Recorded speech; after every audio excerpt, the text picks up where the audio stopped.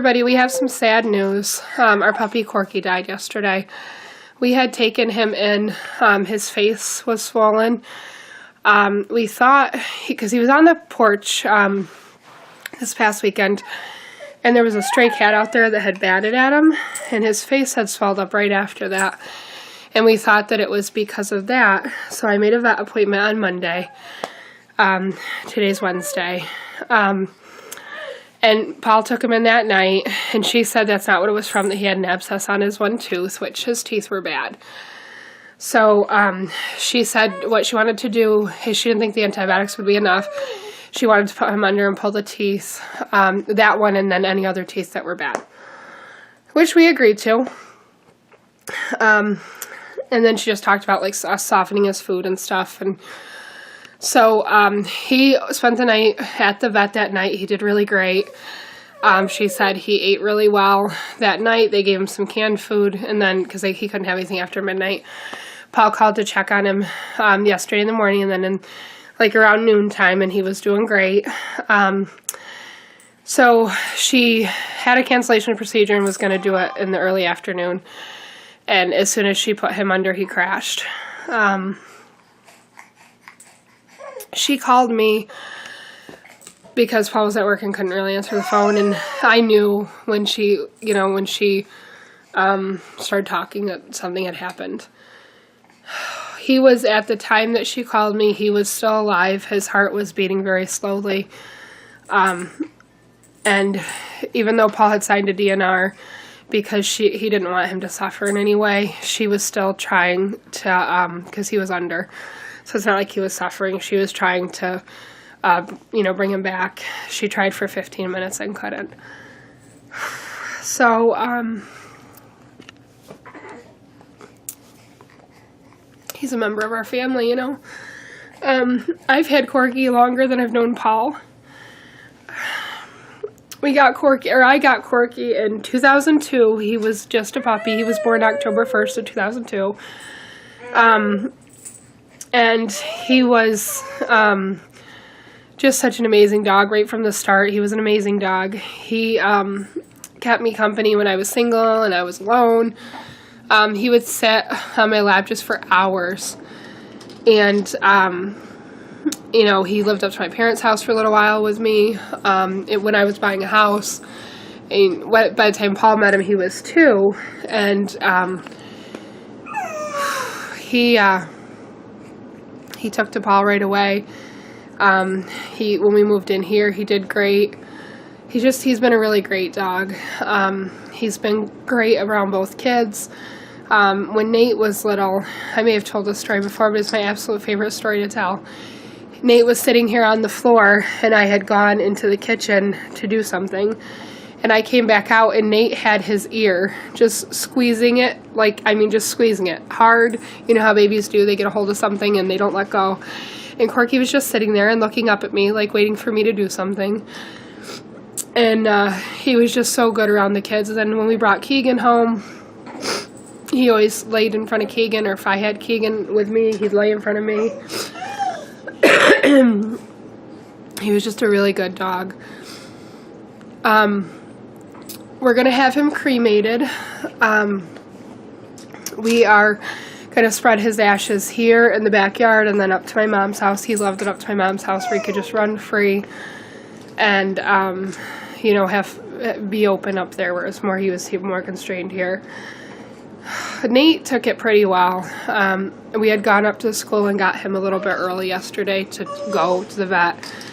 We went in and saw him. Nate didn't want to, and I told him it was totally up to him, and that I told him Corky just looked like he's sleeping, but he didn't want to see him, and I don't blame him. Nate, he was upset, obviously, and because we've talked so much about my mom, I don't think he has normal questions about death that he would if we didn't. I told him that Corky was with Grandma now, and that Grandma would take good care of him. My mom would always feed Corky. Corky was a beggar, and so he would always, whenever we were here, and let's say I'd ordered pizza or something for lunch because we were working on the house, he would go to my mom first because he knew that my mom would give him food. and she always did. Corky had a back issue back when Nate was born, and I thought we were possibly going to have to put him down then because he was just dragging his legs. He couldn't, which dachshunds have back issues sometimes. He was dragging his legs. He couldn't, he was having a really hard time getting around, and we were afraid that he was going to have trouble, you know, being able to go outside and things like that. So Nate was in the NICU. We had taken him up to my mom and dad's at the time, and my mom would feed him. My mom and dad would feed him animal crackers, and that seemed to be the cure because he came home and he was perfectly fine. He had a herniated disc, and it must have just popped back in by itself, and he never really had issues again. These last couple months, though, I mean, he had cataracts. He was getting old. I mean, he was going to be 15 this year. So he was like 14 and a half. He had cataracts in both eyes, and it was getting harder for him to see. And he wasn't getting around, you know, as quickly. Like just the other day, Nate was trying to kind of play with him where he was sewing him a bone and stuff. And that's, Corky he slept a lot. I mean, he just laid in his bed a lot, and he was definitely getting older. So, but he's going to be greatly missed.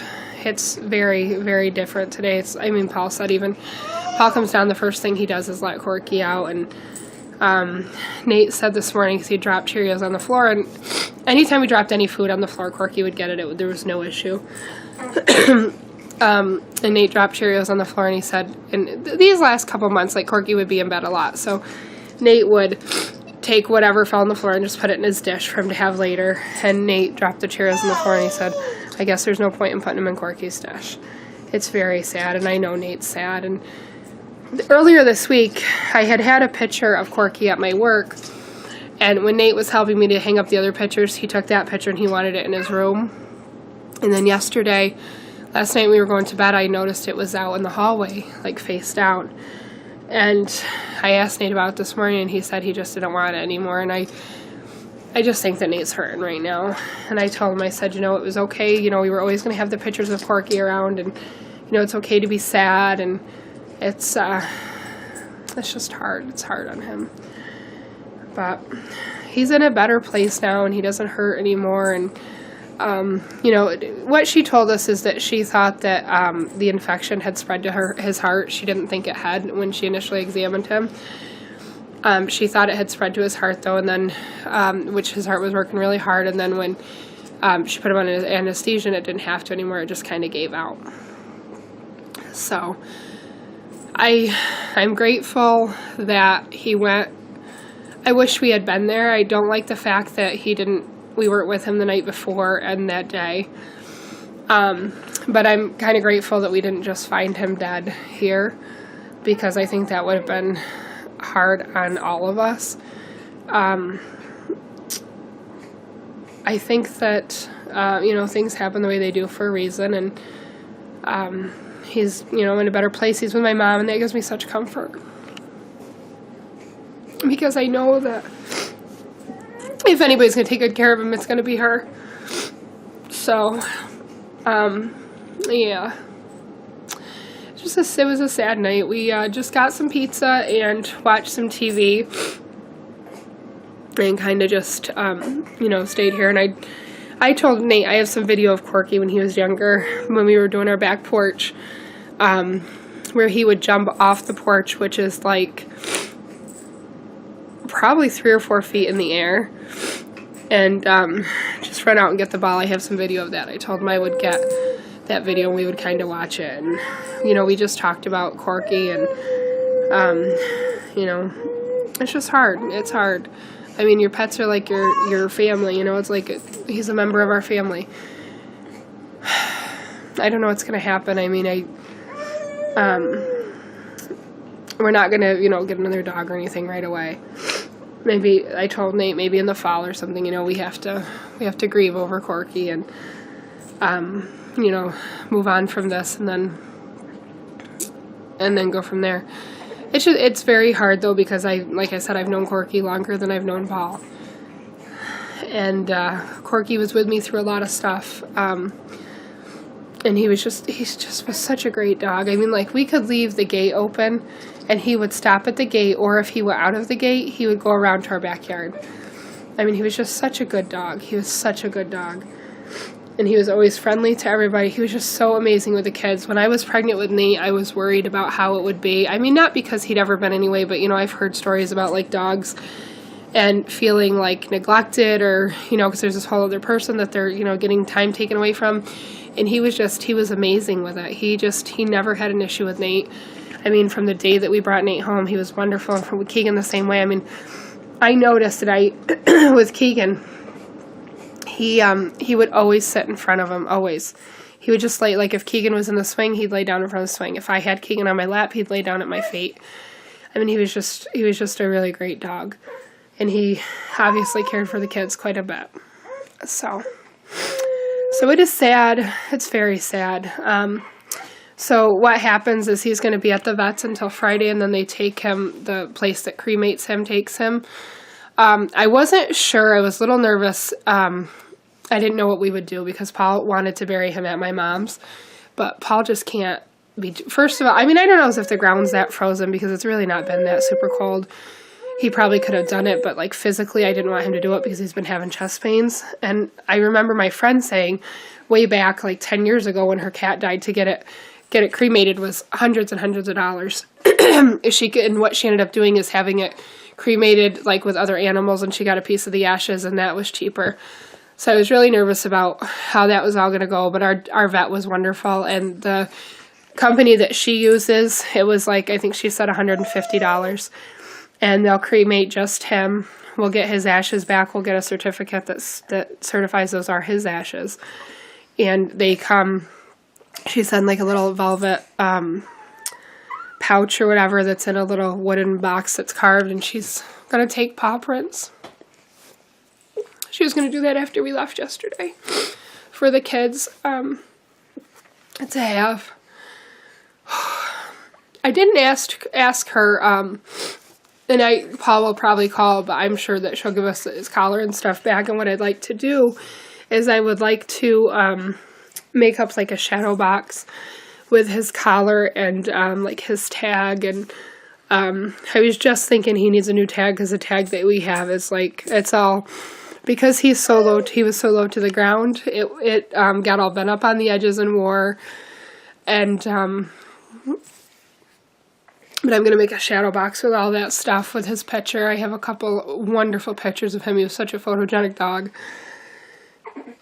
So that's that. It's going to take, some time. It's going to take some time. And I keep, like, last night I kept thinking I was hearing him, like, you hear, like, the click, click, click of his nails across the floor, or, like, when he would be outside and to come back in, he'd howl. And it's a whole part of our life that's gonna need to take time to get over. I keep looking at his water dish every time I walk in the kitchen. I always check to make sure he's got water and clean, fresh water. And I've done that a couple times today. And even today, when Nate went to school, he left the gate open, and I was gonna call to him, Nate, close the gate, but there's no need to. So that's gonna be rough. We're gonna get together, get through it as a family, and we'll do something special in the way of his ashes and things like that. Some kind of little something. And, if it's my mom's, I'm sure we'll put some kind of memorial plaque or something. It's just tough. It's tough with the kids. More so Nate than Keegan, obviously. Keegan, 7 months seems to be a bad time. Nate was 7 months when my mom died, and Keegan 7 months when Corky died. So it's tough. It's tough. So I just wanted to let you guys know. What had happened, and I just want to let you guys know. And more importantly, I wanted to just kind of have this for remembrance of him. So talk to you guys later. Bye.